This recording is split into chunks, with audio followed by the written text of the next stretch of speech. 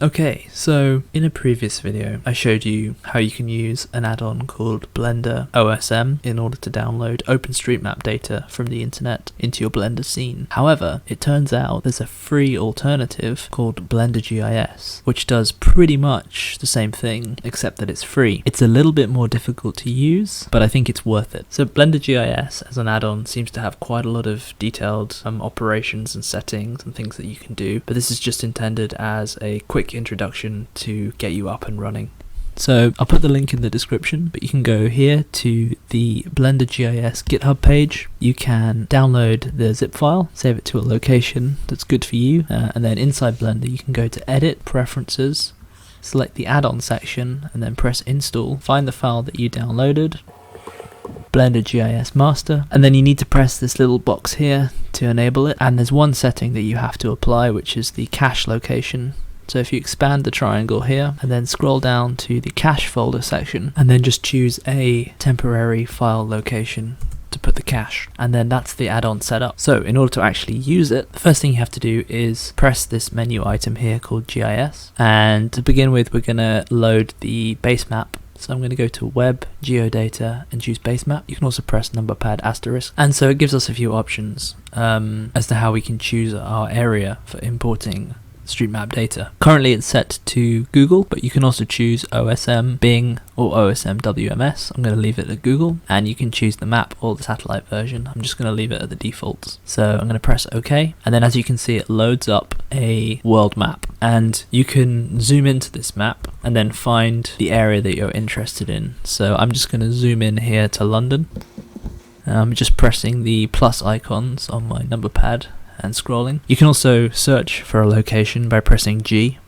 So if I press G, I can type in London, and I can set a zoom level as well for how far into London I want to zoom. I'm going to set mine to 15, and if I press OK, you can see that it zooms into the middle of London, and then from there we can select an area that we like. So I'm going to choose an area, I'm going to choose something a bit like this, and once you're happy with it, you can press E to export that section, and you can see that what it does is it brings in a two-dimensional image plane of the area that you selected, so you just get kind of like a high resolution map to begin with. So the next thing that I'd recommend doing is to get the height elevation, and you can do that by selecting the plane, then going to GIS, go to Web Geodata again, and go to Get SRTM, and what that will do is it will load the height information, the terrain. So you can see that it's imported it, and London is quite flat, but you can see that there's a little bit of variation there. You can see that there's a little dip where the River Thames is. And the next thing that we can do is we want to add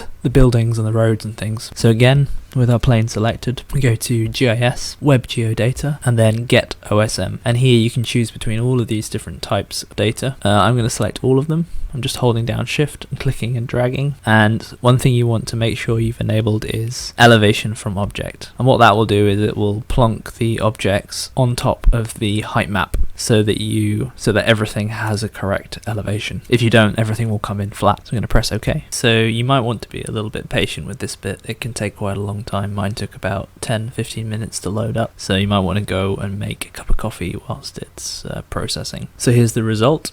You can see that we've got lots of different layers here. We've got buildings, highway, land use, leisure, natural, railway, waterway, although there doesn't actually seem to be anything there for waterway. But anyway, there are lots of different layers here, and you can see that we've got different heights for different buildings. Some buildings come in more detailed than others. We get bridges, we got some skyscrapers here in the city, we got roads. The nice thing these are rivers, I suppose. We've got roads, which we can then, actually I think these are railways. We've got railways, which we can sweep paths along. There's lots of stuff here that you can work with. So I'm just going to turn on my shading mode here to cavity, and I'm going to select screen space. Just helps to highlight the edges of the buildings a bit more clearly so you can see what's going on. I'd say with this technique you want to be careful not to select an area that's too large. Like, you're probably not going to be able to import the whole city in one go, and the faster your internet connection, the faster you'll be able to download things, but be aware of your computer's limitations as well, and just have fun with it. And yeah, that's basically how you import OpenStreetMap data using the add-on Blender GIS. It's a great add-on and it's free. Incredible.